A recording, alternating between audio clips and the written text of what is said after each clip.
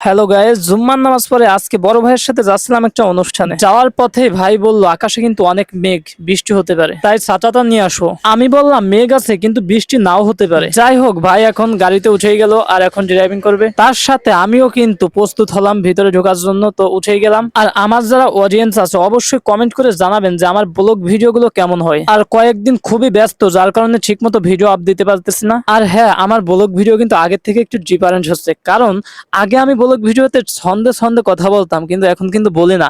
তারপরেও আপনারা জানাবেন যে ছন্দের ব্লগগুলো কেমন হয় আর এই ব্লগগুলো কেমন হয়। অবশেষে আমরা গল্প করতে করতে চলে এলাম সেই অনুষ্ঠানে। আর আমাদের ব্যস্ততার কারণে কিন্তু লেট হয়ে যায়, যার কারণে আমাদের পার্সোনাল ভাবে একান্ত ভাবে আর কি খাওয়া দাওয়ার আয়োজন চলতেছে।